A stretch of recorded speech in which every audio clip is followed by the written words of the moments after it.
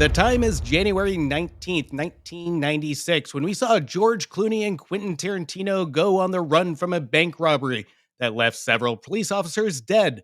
Seth, played by George Clooney, and his paranoid loose cannon brother Richard, played by Quentin Tarantino, hightail it to the Mexican border, kidnapping preacher Jacob Fuller, played by Harvey Keitel, along with his kids.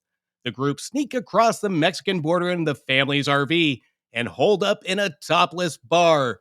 Unfortunately, the bar also happens to be home base for a gang of vampires, and the brothers and their hostage have to rely on each other if they are to survive the night. This week on Back to the Balcony, we discuss the movie and our Siskel and Ebert reviews for From Dusk Till Dawn. Gene Siskel and Roger Ebert, two titans of cinematic review. Sometimes right, sometimes wrong, but always captivating. Your hosts Antonio of the Cult-Worthy Cinema Podcast and Justin Henson of the Movie Wire are here to take you back to the balcony.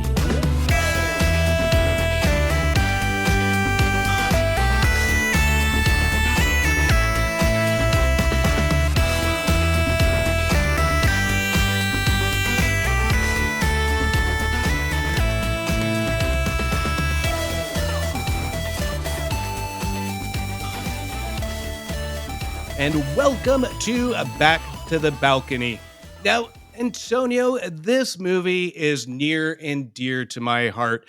I remember in high school, I was browsing the video store. I think it was like a Friday, Saturday night. I didn't know anything about this movie. I remember just browsing by. The video store was about to close, and I was familiar with the cover. I knew Tarantino. I knew Clooney. He's hot commodity on TV coming off of HR or ER. And I just picked it up. So I just kind of grabbed it at the last minute, not knowing what to expect. And I have to say, after watching this movie, it just stayed with me.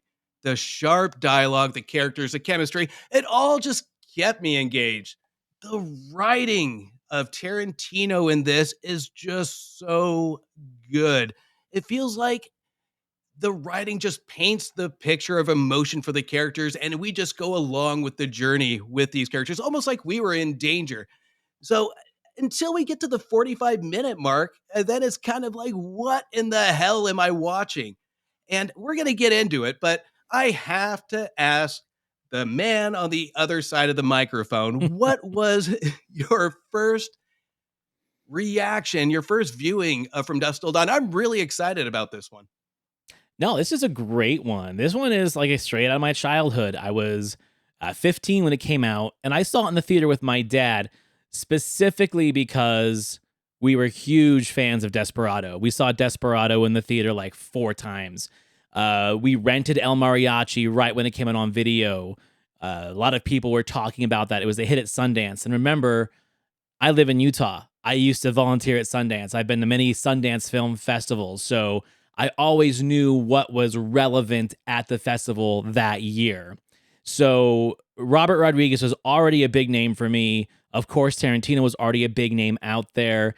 And this is one of those like apocryphal stories that people have about this movie where I went and saw it or I rented it and I didn't know it was about vampires. I thought it was a crime movie, a getaway movie, like a Peck and Paw movie. And all of a sudden vampires show up. Well, I mean, I remember in the marketing, there definitely being vampires, and they even showed the Salma Hayek transformation in the original trailer. So I knew what was coming, but my dad didn't. I would just drag him along to things. So it was one of those films for me where it's like I had the knowledge that vampires were going to show up, but to have an old dude next to me have no idea and see the reaction on his face, to me, that's just as good as experiencing that twist yourself for the first time. Like, seeing someone else experience it, to me, is just as good. So yeah, this has been a staple of mine for a very, very, very long time. And the knowledge I have of this movie and the background to it, let's not forget that I'm going to say like late 90s, early 2000s, they released a documentary about this film called Full Tilt Boogie, about the making of it. And it was really just kind of like a fly on the wall behind the scenes, someone with a camcorder following Tarantino around and just watching the process. So even the making of this movie is fascinating.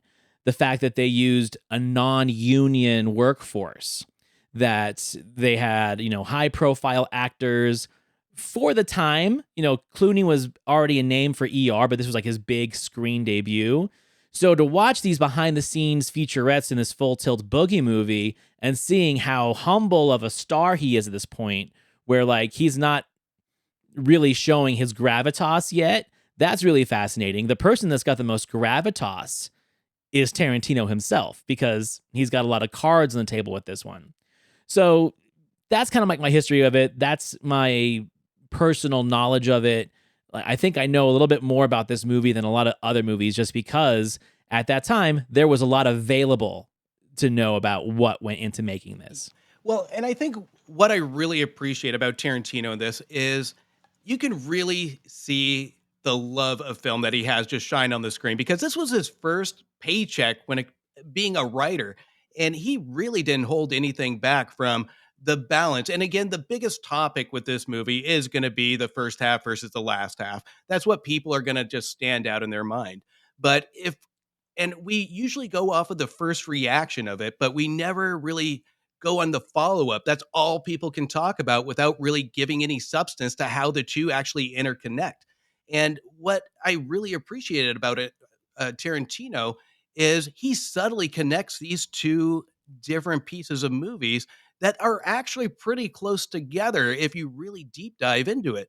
And he, for getting a first paycheck on this, he didn't really care. He did it the way he wanted to do it. He made the style with Rodriguez and the vision come to the screen to the point where it actually is a very confusing movie if you don't really deep dive into kind of what he's trying to portray as messaging on the screen. Yeah, and I think the reason why he feels so at ease with this is because it was a paid gig. There's a little bit more backstory to that. So the original idea for this movie came from special effects wizard Robert Kurtzman of KNB. And Berger, Kurtzman, Nicotero, they did all the special effects, and they still do, for all of Tarantino's movies, as well as zombie films for Romero in the later days. They have their own effects company, and they're just fantastic. Kurtzman had this idea, and he actually shot a trailer for this movie in 1991 before he had even really met Tarantino. And the idea for it was Joseph Pilato, who was the bad major in Day of the Dead, who gets his guts torn out at the end, choke on them, you bastards. He was the idea to be casted as Seth Gecko. The story was based around him. But Kurtzman wasn't much of a writer. So once he kind of hooked up with Tarantino after they did Reservoir Dogs and Pulp Fiction, he's like, hey man, I got this story, but I'm not a writer. How about I pay you as much as I can pay you, which was $15,000, and you write the script for this movie, and then I'll shop it around and see if we can get it made. And Quentin loved it. So he did it. They shopped it around. It went from director to director to director. People just didn't really want to do it. And then eventually, after connecting with Robert Rodriguez at Sundance Film Lab, he's like, hey, well, I got this script that I wrote for this guy. It kind of feels like something we could do together. And they worked so well on Desperado. Boom, this movie gets made. So I feel that because this isn't Tarantino's story, he was given bullet points of what the story was going to be, and then he could just do whatever he wanted with the dialogue. And there's restraint to this, right? There's restraint to how he's writing because he's not the one that has to make all the connections for the story. He's not having to tell a non-linear story like he normally does. This is him able to just write a script, point A to point B, pretty much like True Romance as well, It's a very linear story that he can play with, and he can do all the things he likes to do. He can take Peckinpah movies and throw them in there. He can take Samuel Fuller movies and throw them in there. I mean, the family are named the Fullers, so obviously he's giving a little wink and nod for all of us cinema nerds. And I that's why I think this one does feel different than the auteur movies that he does, because he was able to A, play with someone else's paintbrush, and B, he gets to star in it. He gets to write his own dialogue and be like one of the major players. So yeah, you see a little bit of freedom and I'm going to say more loose energy to how he comes off with his dialogue, his storytelling, and his performance in this because he's not the one that has to be behind the camera. He's not the one that has to like do all the screen changes and dailies. Like he can just go and play, and that's what it feels like. Well, we look at this too, and that's all great stuff. But we look at the sharpness of the dialogue when it comes to even the first half of it, the chemistry on that, the build on it. So it almost feels like it should be a different movie when it comes to the first half, where I don't think it's a problem where we cut off to the vampires in the second half. I think the transitional piece of it might be a little bit of an issue where we kind of go into a second half of just vampires. So I think there should have been more when it comes to the storytelling, when it comes to the transition towards the end. But I think when it comes to the sharpness of the relationship and the build of it, he had a clear vision of how these characters wanted to play out situation wise, but not necessarily how the characters are going to interact. It almost feels like to me like some of it was improv based on kind of what we see a line delivered from one of our characters, the young boy, where it feels like reality TV of a true crime story. It feels that real when it comes to how smart and good it is because we'll get into it, but even in one of our critics' reviews, they say his dialogue paints a picture of a whole world. And we see that throughout the movie, not just in a first act, but in the RV. In the secluded one setting RV, he's willing to paint that emotion, paint that picture of how our characters are feeling with not even them speaking, but with our kidnapper speaking on their behalf. So there is a certain brilliance to this kind of storytelling that I really did love. And part of me really wanted to see that first half go further, but holistically, I'm kind of glad they didn't. It's kind of leaving that little nugget on the table to just kind of use our imagination where you don't want to get too much of the good stuff because it's already mere perfection when it comes to the dialogue. Yeah, but I think that's 100% intentional. I think Yeah. that he does write the first half of this movie like a Peck and Paw movie. It's essentially The Getaway. It's The Getaway mixed with Bring Me the Head of Alfredo Garcia. It is that world of just grittiness and grime, border life. You know, everyone's kind of blue collar. That's the feeling that they put across. The switcheroo on you is what really gets you into this mode of fury for some people where like one of our reviewers says it, you're either going to like the first half and hate the last half or vice versa, because it does go from crime drama to genre picture. And when I say genre picture, it goes hard in the paint on genre picture, but it's made by people that love both of those worlds. So that juxtaposition, that contrast between the two being so extreme is 100% intentional. It's up to the audience of whether or not we're going to accept it. And when we get into the reviews, you'll see how one critic really kind of does accept it and the other one pushes against it with everything he's got. This is a flawed movie when it comes to some pacing, some editing, things like that. And that is really typical to me of Robert Rodriguez, who's a man who likes to wear all the hats. You know, lucky for him, and I put this note in there for sure, is that he did not light this movie himself as he did movies after it. He had Guillermo Navarro, who is known for working with Del Toro, grew up with Del Toro, came together and made their first movies together. And there's this period in the 90s where Guillermo Navarro was lighting for Rodriguez.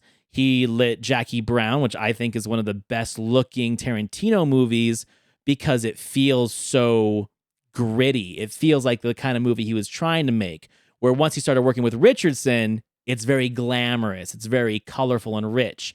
This movie's got lots of richness and depth of colors, and I think that is what covers up a lot of the shoddiness behind the production.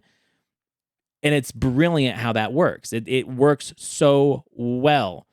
So when we talk about the pacing issues and the editing issues and some of the flaws between the special effects that happen later in the movie, you know, people blowing up, you got the still frame of dummy before it gets blown up. There are some transitions that are a little choppy. I like that because it shows the film craft. It like they do hold a millisecond too long on purpose, in my opinion, because they are paying tribute to the movies that they grew up with. It can't look too good.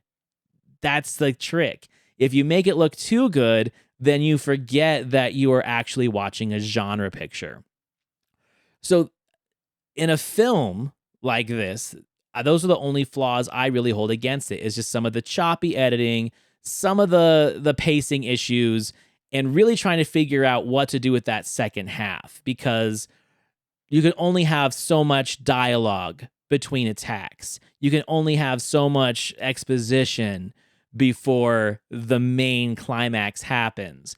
I think it's done really well, but even a master couldn't really do that part justice the way these guys do it. By going harder in the paint of genre is how they can fudge over some of those blurry lines. Yeah, I didn't have so much trouble with the pacing. I actually thought the pacing was pretty spot on because, again, it's like one of those one setting movies where you have to rely on the dialogue to really push that story and that emotion forward. And I got that same relatability to that. Is like almost watching a one set, one man show. The dialogue really pushes it forward. And I think that's what keeps Rodriguez a little bit under control when it comes to his style, where he has to worry about the visual of how it's going to be delivered. Right. But I do agree that the transition pieces are a little bit shoddy. I mean, we see the early scenes with Tarantino with the hostage in the hotel room that I absolutely hated the editing in that particular scene. So there is some shoddiness to it, but I do also agree 110% that if it does look too good, when we get to the second half of the movie, we do have some special effects opportunities where it does look a little goofy at times. And if the first half does look really, really good, and then we get kind of that campiness special effects, then yeah, the two are going to contradict each other pretty drastically. So I think when it comes to the tones matching, and you said it, I think that actually worked perfectly together. But the one thing that I will hand over heart say that this movie in no way in pacing wise would be slow, boring, or off balance. I think, yes, again, we're going to get into the second half of the movie where it just goes full throttle.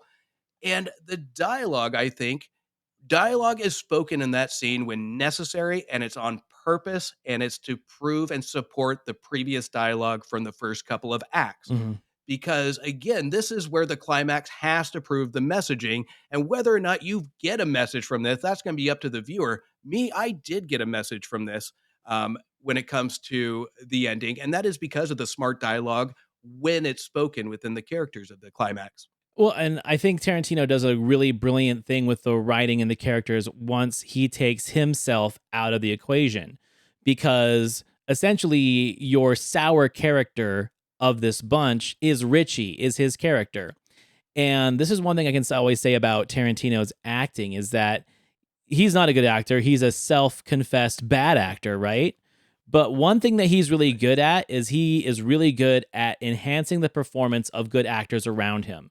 So his, let's say, I'm not even going to say amateurish acting. Let's just say his much to be desired performances often complements how good the person he's acting opposite does.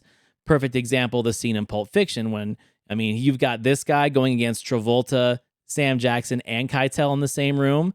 It works because he is the odd man out. It creates a dynamic that seems a lot more feasible with these badass guys dealing with this goofy dude. His chemistry with Clooney, where Clooney is on fire and he's intense, Richie, the way he plays him, is almost like a Lenny character, right? He's got a real kind of like of mice and men going on. Now, once he's out of the equation, you've got Tom Savini as Sex Machine and Fred Williamson to take that place in those moments of dialogue and bring these kind of salty and sour characters to the dynamic so you don't turn the people that you've already connected with, the Fuller family, you don't turn against them. You don't have any ill will. If anything, you're more connected to them. So you bring these other characters in to share the saltiness that Richie left behind. It's a brilliant move when it comes to character dynamics, and it allows us to continue to idolize Seth Gecko as the main character, our main anti-hero protagonist, so to speak. I think there's a real dominance to Clooney and Tarantino. So Tarantino, I 100% agree to the fact that he's not a good actor. It's almost soap opera-ish to an extent, but the way his performance portrays, like you said, it really has a moment to have Clooney really shine as that dominant, uh, questionable if you're going to like him, if you're going to hate him.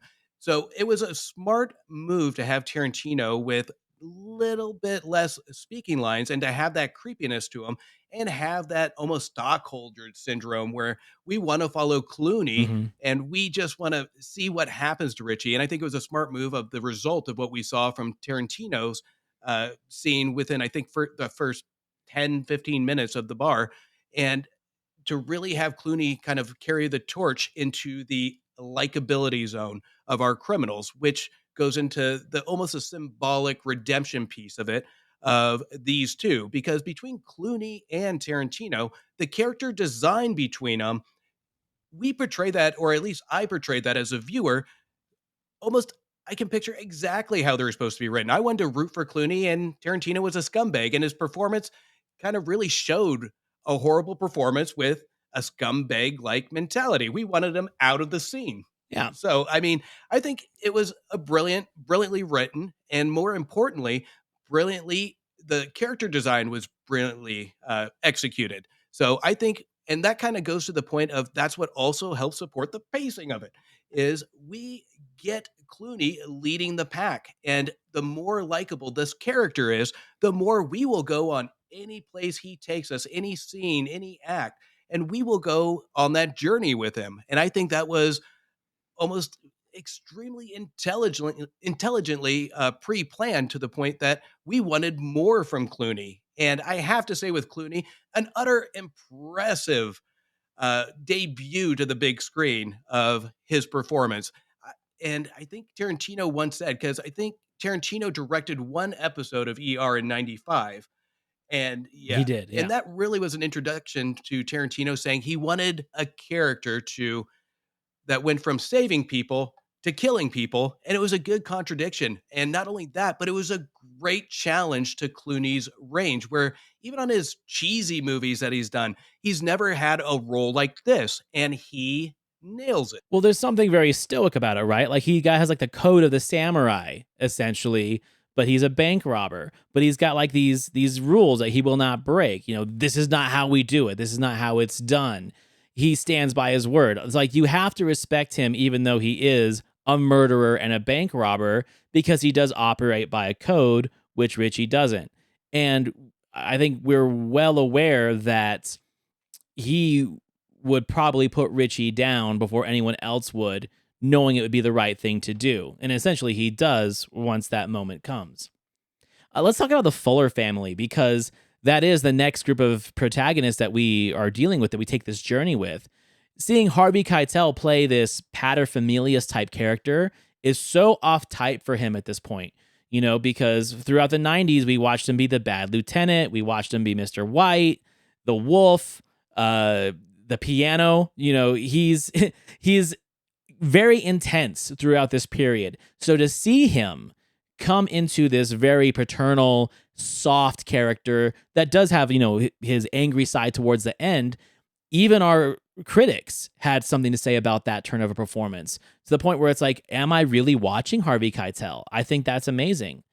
And then on that same note, watching Juliette Lewis play Docile after she just came off of playing Mallory in Natural Born Killers, and then also in Strange Days. You know, she's been playing these pretty abused and toxic women, and here she is now playing a minister's daughter that has to fight for her family's survival and her survival.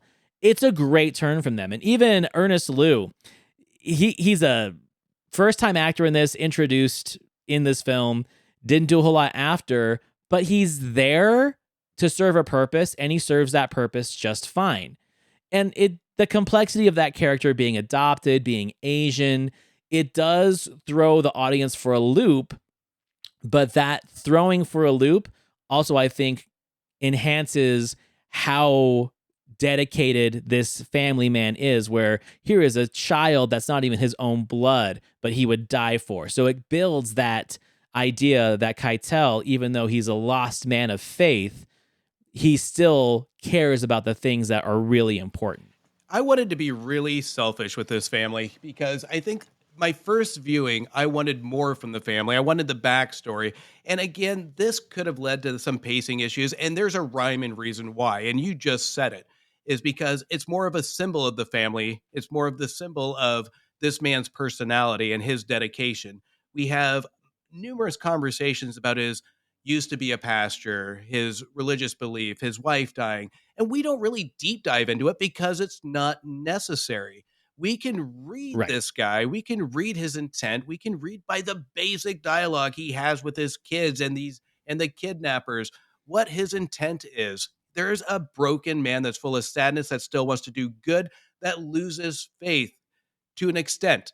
So there is a depth to this character that I love that they put it in the viewer's hands to discover for themselves and not spend any more time wasting painting that picture. So I could easily say I wanted to be selfish and have more of this dialogue, but I'm kind of glad I didn't because I think it's better left unsaid because it says more about the actual characters by saying less.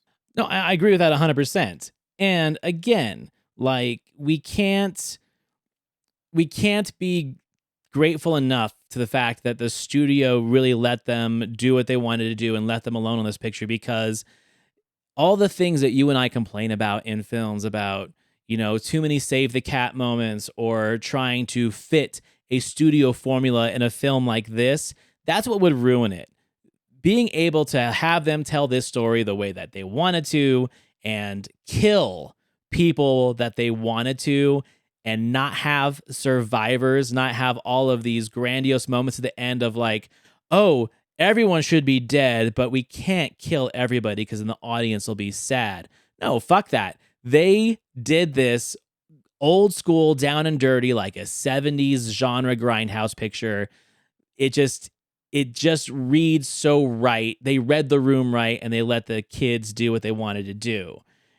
And that divided audiences, because yeah, this was a minor hit. It only had a $15 million budget. So of course it was going to make a good amount of money back, but not enough to be considered a blockbuster. But again, that was one of the things about this movie is it divided audiences.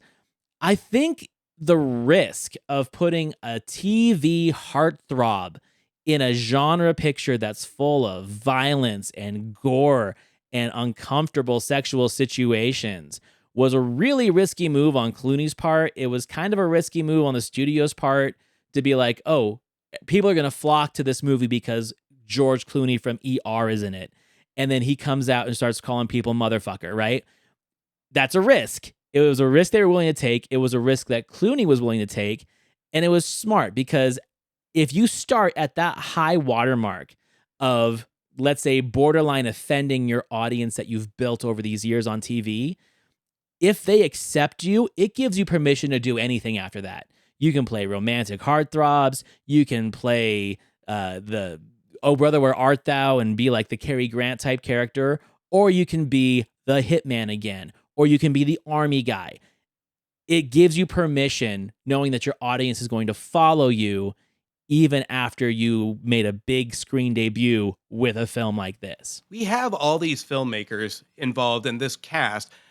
Everybody here has a stake. Everybody's here is, I don't want to say it, but I'm going to. It's still fairly new to Hollywood. I mean, yes, you have Tarantino with Pulp Fiction, Reservoir Dogs, but this entire cast, this was, like you said, a risk. But this is still kind of the beginning. If you take Harvey Keitel out of it, kind of the beginning of everybody's career when it comes to Hollywood.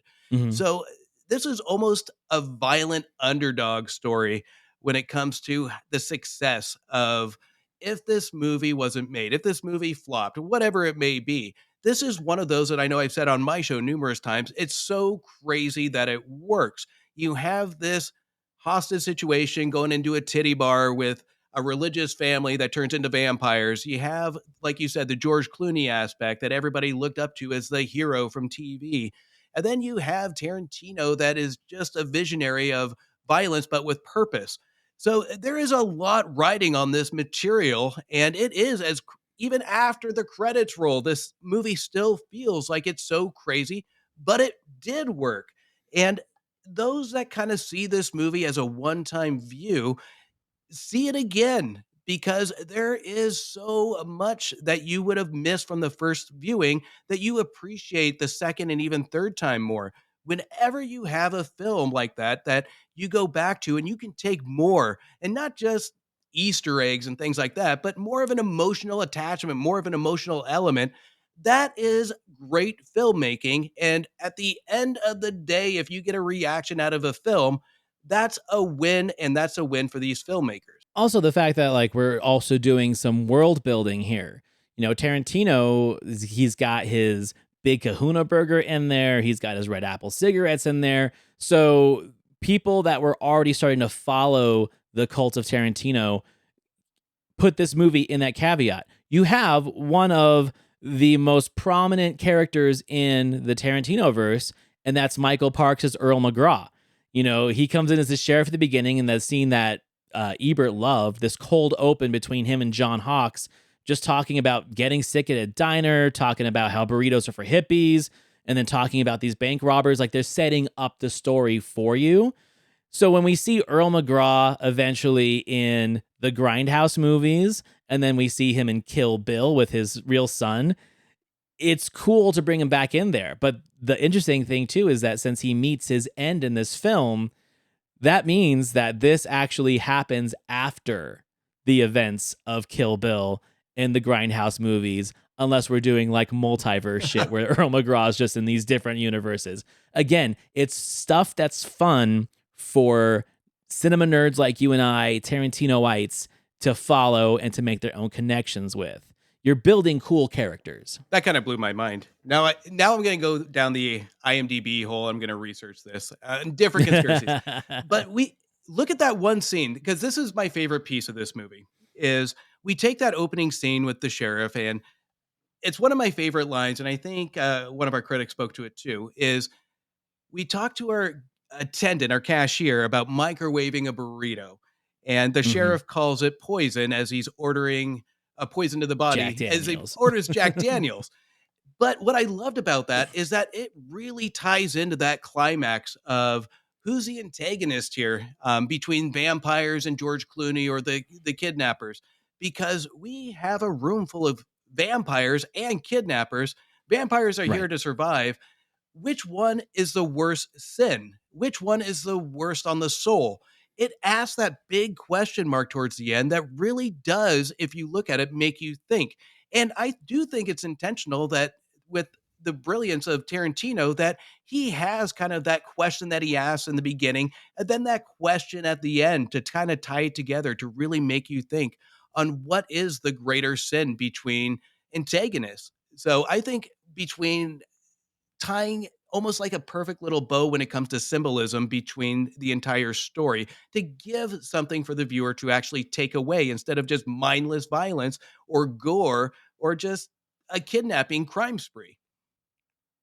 Yeah, but also remember that this is a nod to, let's say, spaghetti westerns and giallos, because what you're doing in those films is you are taking an anti-hero, you're taking a robber, a villain, an assassin, and you're making them the hero of your movie. They weren't really doing that in American studios at the time those movies came out, and even still, people don't really like doing that too much. The Coens will do it, Tarantino will do it, but you can't say that it's not a wink and a nod to how they were doing that in the 60s and 70s in Italian and Spanish films.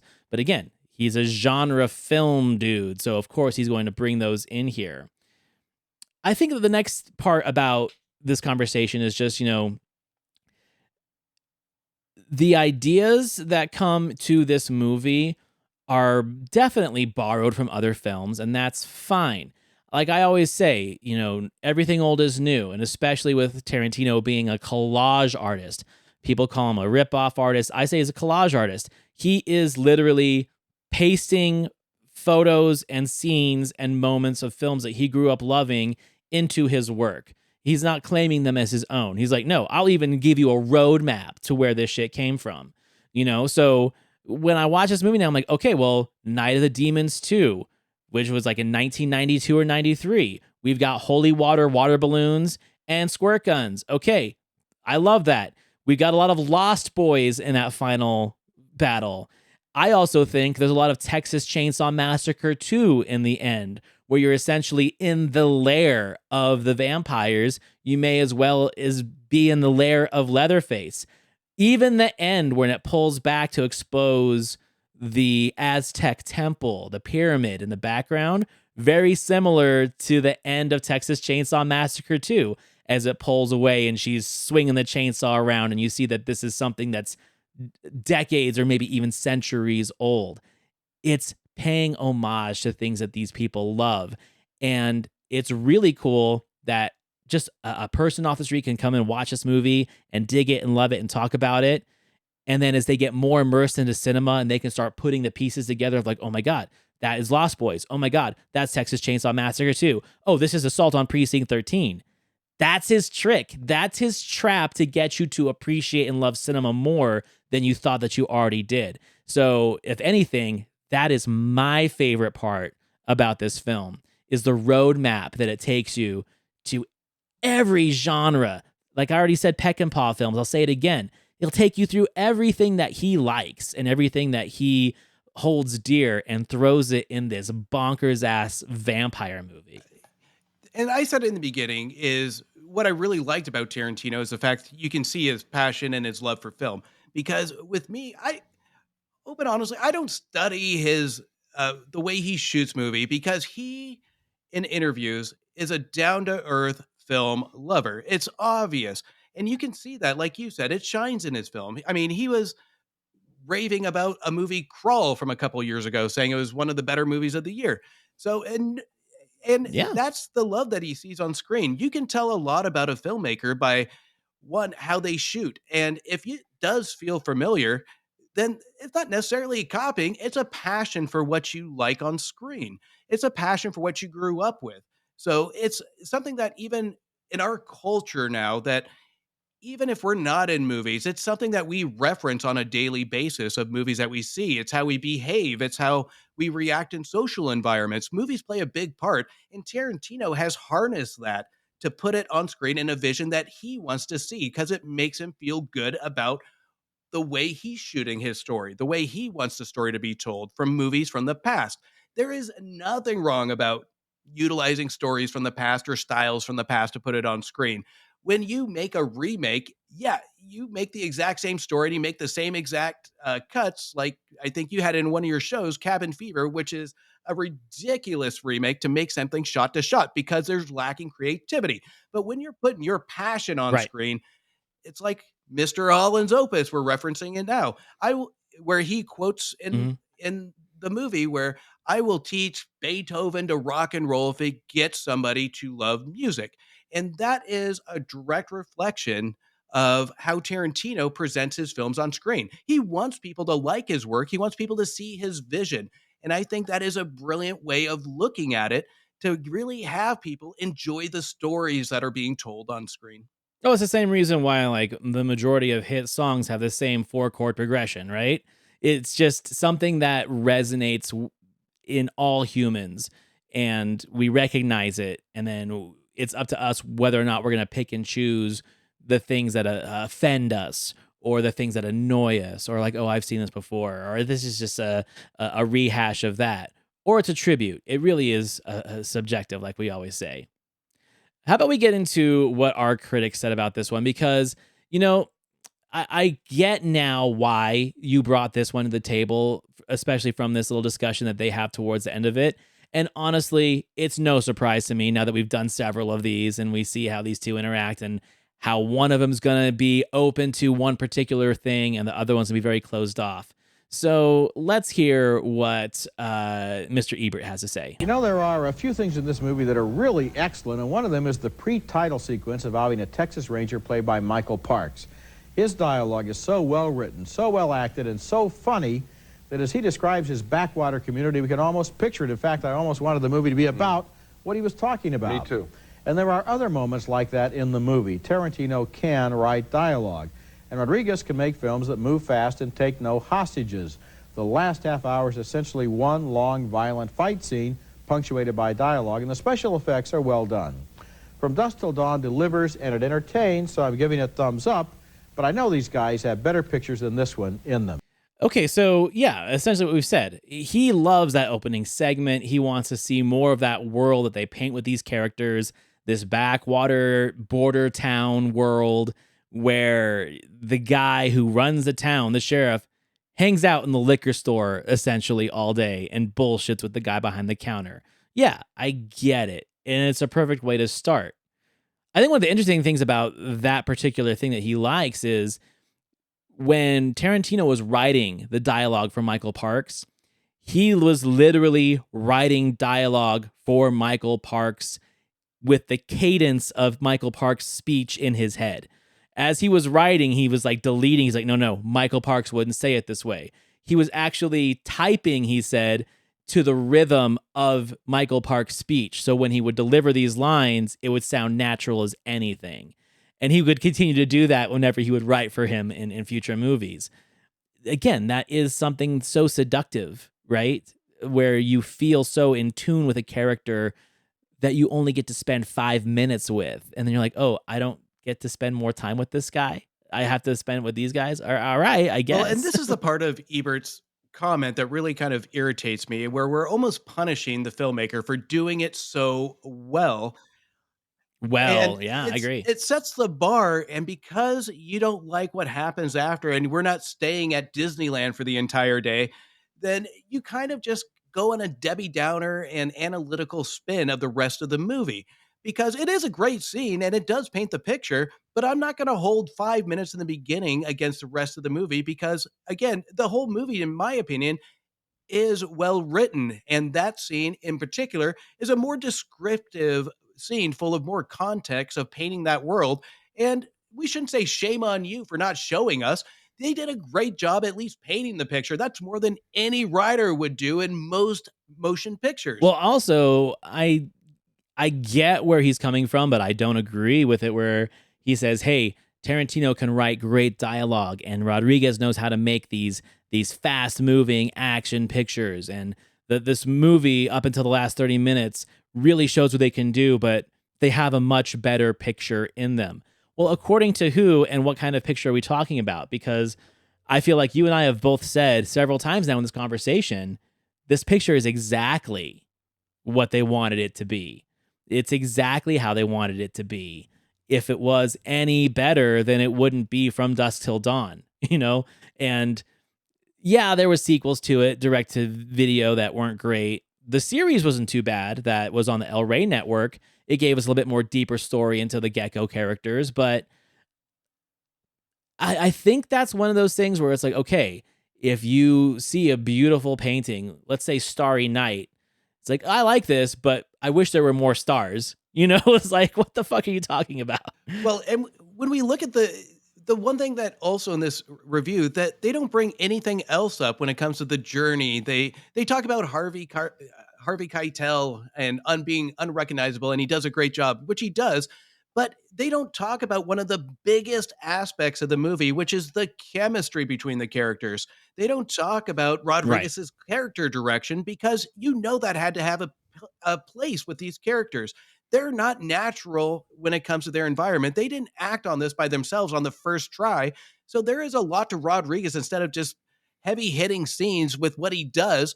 There is a talent here for Rodriguez in his character direction because the dialogue is one thing, but if you don't have the right character direction to direct the actors and actresses on where you want the story to go and where the chemistry is, then you got nothing. So they're missing the mark on giving credit where credit is due when it comes to the technicalities. So when he says they could have made a better movie, to your point, says who? Because the elements are here. But this is where you get that first reaction of this movie that always drives me nuts because you don't want to revisit it to see all the good things that come from it instead of looking for that one amazing scene and setting the bar high. And it has to be that way the entire time. It's a very close-minded way to kind of look at this film. So let's hear what Siskel has to say about this. Giving it thumbs down, and I saw a picture, essentially the same picture as two different films, and I like the first one better. Yeah. To take these interesting characters, the brothers, the Ranger, and he's the most interesting, and then Keitel, who I couldn't even spot in the beginning under his makeup. I mean, I thought he was sensational. To take all these people and then to run them through a vampire trash picture, and it really, Roger, there's nothing really original there. No, I didn't say there was. I know, no. not at all. No, all the originality takes place before they get to the bar. So, I mean, I'm sitting there and saying, all right, I'm invested, I'm laughing at some of this stuff, as violent as it is, and it is hyper-violent. I just felt that, you know, they didn't try in the second half of the picture, and it really is not just a half an hour. I'm giving it thumbs down. Again, like the contradictory stance he has on this compared to his reviews of movies that he did love that follow the same formula. I'll always go back to the fact that this is a guy who loved John Carpenter's Halloween, who praised it for all of its originality and all of its great moments and scares. Okay, well, this follows the same beats, you know? Like, we are seeing characters in Halloween that we get to like. We get to like Laurie Strode. We get to like her friends. We get to like the family. We even get to kind of like Dr. Loomis in a sense.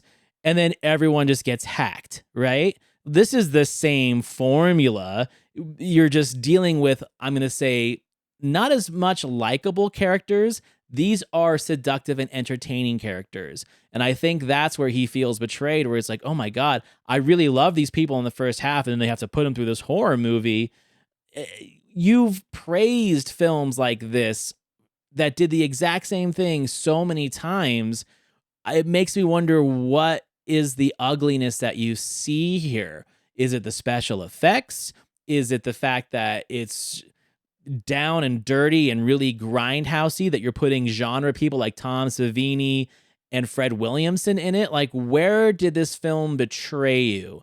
That's where I always struggle with Siskel's conversations here, because he contradicts himself so often, and he just does it again in this. And yeah, he says it over and over again of mindless violence, and this one doesn't have mindless. It's gory, it's bloody, yeah, but there's no mindless violence. But we have to remember, when it comes to Siskel, anytime there's a kid in a violent scene, anytime there's a younger person in a scene, he might not come out and say it, but it's a trend with him, is that movie is most likely going to get a thumbs down. It's going to get a negative reaction. It's going to have a comment on violence.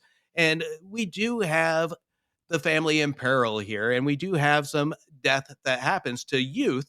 But I think at the same time that there's, again, we talk about over and over again the dialogue. There are some smart things that are said at the right time in this bloody mess. Yeah. So he does contradict himself quite a bit compared to his previous film reviews. And I think, again, they set the bar high, because even Siskel compares to the first scene. So, and I think these two were just kind of let down when it comes to the actual point of the vision. You know, but Ebert, in his written review, has some things to say, especially he loves the extravaganza with George Clooney making his big screen debut, shows admirable restraint in going along with the craziness without seeming overwhelmed by it. That's an excellent point. Like, one of the things that really makes Clooney's performance work in this is the fact that he is the cool cucumber, you know, throughout the whole movie. He's got some great lines too. It's like, those were vampires. And I don't believe in vampires, but I saw vampires. Those were fucking vampires, you know? But in his written review, once again, he says that there is so much stuff that he thinks that Rodriguez and Tarantino could do that's better than this. And I think that is the part that frustrates me the most, is that he didn't get to see everything that those guys have done since then. You know, it is an interesting way of like how Rodriguez, in my opinion, this might be a hot take, he peaked here.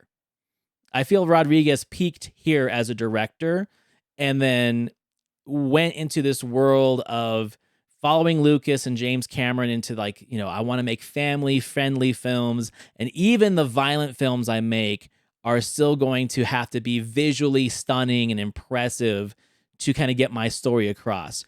Where this was the last time he used all practical effects for the most part. shooting on film as opposed to digital. This is Rodriguez's peak. However, Tarantino's continued to climb the ladder of filmmaker, of auteur, of screenwriter. So, and at the same time, he wouldn't be afraid to go back and dabble in this kind of trashy world of genre cinema either, because he doesn't set that bar for himself. He's going to make whatever the hell he wants.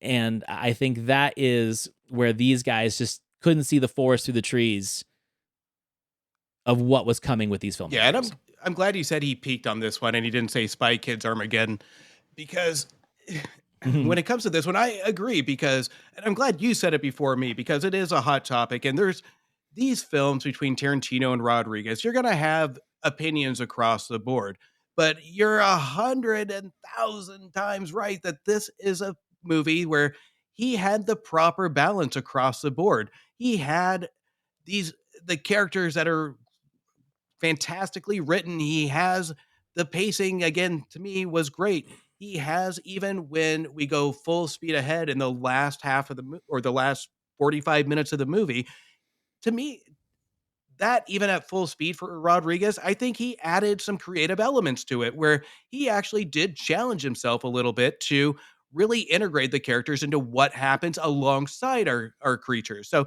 yeah, there's awesome kill scenes in that scene, in that act, but the characters, I was more attracted watching what the characters do. And to me, that's a win for the director of following the characters more than we follow our creatures.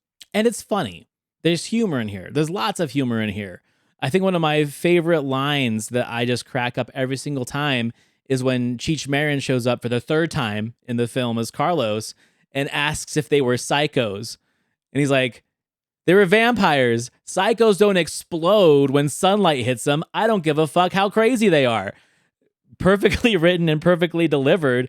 It shows that this film doesn't have to like take itself so seriously, even after the whole family's dead and they're about to like part ways. It's like you can still have a wink and a nod and a chuckle and make yourself feel better about everything that just happened. Yeah, and I'm glad they didn't go with the absolutely cliche ending, because I remember watching it for the first time, and I can kind of say, being a teenager and thinking I knew everything, it's like, this is going to happen. They're going to live happily ever after. There's going to be a romance, or she's going to go with him. They didn't go the cliche route on it, which I really appreciate. Right.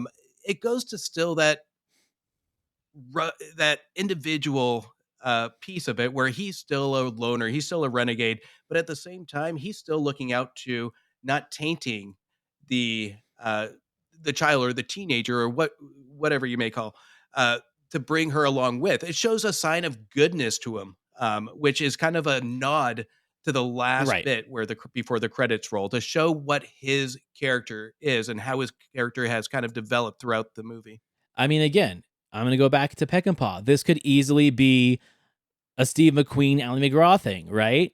I mean, they're going to El Rey. That's where they were going in The Getaway. You know, obviously there's a throwback there, but he knows better. He's like, I'm an asshole, but I'm not a fucking asshole, or, you know, or a bastard. He has, again, that code of the samurai. It's like, why would I drag an innocent person into this with me? You know, it's like, yeah, you're alone because your family's dead. So you think that I'm a good option. I'm not. Get in that RV and go back home. I'm going to probably go drink myself to death in El Rey. And that's his future. That's the story of him. So yeah, I like how it's not cliche. Well, it's consistency with the characters. And again, we go into the consistency with how structured this movie really is, to critics missing the mark on a lot of these aspects to it. And this is why I think a lot of these critics, and a lot specifically Siskel and Ebert, focus more on certain scenes or certain aspects, because they talk about the beginning, they talk about the end, they don't talk about anything in the middle, because it doesn't support what their opinion is of what they liked in the beginning and what they hated at the end. Because there's more to a movie than a beginning and the end. An ending has a huge impact on how you react by the end, but it's the journey that gets you there. And my biggest problem on both sides of the aisle is they ignore the journey. And there is a lot to the journey that gets our characters there. And there's a lot to the journey that shows the consistency and the skill of our filmmakers, that they don't steer off course. they get from point A to point Z, and they actually stay consistent. Our characters feel real. They're not artificial by the end of the movie. And that is the best piece of From Dusk Till Dawn. Agreed, because for a movie like this, it would only seem natural to not be true to your character's path. That you would just take either the easy way out to please audiences or go the opposite route and kill everybody so you have like a downer ending. Because we were about to enter that phase of the 90s where everything had to have a downer ending. So, no, I agree with you 100%. So what are we going to rate our reviewers today? This one, I think, based on the Ebert, and I just spoke to it, and this one was, out of all that we've done so far, I think this one is my most frustrating one, because I think there is a lot to this movie, and I think there is a lot that the critics missed. And I think this is one that neither one of them maybe revisited to kind of give a deeper thought to. Right? But based on the first impression of which I said they shouldn't do, and they did, and that's what they're basing it off of, I'm going to give Ebert's probably about a average 2 out of 4. 2 out of 4 on that one. And for Siskel, I'm going to just go ahead and give my 1 for him again, because you're a critic. You are one of the most respected critics in the world at this time. Use your words. Just don't say that the movie is ugly and that the characters are ugly and that the film takes an ugly turn into violence and genre filmmaking. That's such an easy target. You know, you did say that you liked that interesting beginning, that prelude to the film with Michael Parks and John Hawkes, but everyone likes that. You know, I don't get any sense of your true constructive criticism about this film. You just said it was ugly, which bothers me all the time when we talk about this, but there are times where he does bring the words out and he does eloquently say what the pros and cons are of the movie, rather than just saying, it's ugly, it's violent, don't like it, thumbs down. Yeah, again, I expect you to bring your A game when you are the pinnacle of cinema review at this time. So 1 star for me. Wow. But I kind of agree with that, because, you know, there has to be a lot more than it's violent and it's bloody, because there is a lot more to this movie other than it's bloody. And if you have a problem with violence in a movie, which he doesn't, then that's review family movies. Yeah, just review family movies 100%. Well, man, this is a great film and a great conversation. And with these guys on this one, you know, I get it. I think this is a generational thing. Again, we've talked about this before, where they are watching something that they just don't quite understand. Yeah, I think Ebert understands it more than Siskel does, because he sees what's coming. He sees enough of that genre filmmaking, and I think he appreciates enough of it to show where they are either paying lip service or homage to. And at least he can speak to it. So I give him a little bit more credit on that one. And we got more films to come. We'll see what they say about those. So next week, we'll be talking about my pick, and that is Melvin and Howard from director Jonathan Demme, starring Jason Robards, Paul Lamont, and Mary Steenburgen. It is a very, very interesting slice of life movie from the early 80s. I can't wait to talk about this one, because this is one that I haven't done on my show yet, but I've been looking for a reason to. So now we're going to do it on this show, because it's the perfect forum for it. Can't wait for that one. That one's going to be a good one. Everyone, you know where to find us. You can find all of my stuff on thecultworthy.com. If you want to know my true review of From Dusk Till Dawn, jump on my letterbox under the Cultworthy. Justin, where can people find you? You can find me at all of the socials at Movie Wire Show. You can also take a look at themoviewire.com. And we are just rolling through these episodes. I want to hear rates and reviews, and I want you to subscribe to both our YouTube channel. Leave us 5 stars, please, on any of the pod platforms that you listen to. And we're just going to keep bringing you more and more conversations about Siskel and Ebert. Once again, I'm Antonio of the Cult Worthy Cinema Podcast. And I'm Justin Henson of the Movie Wire Podcast. And we will see you next week on Back to the Balcony.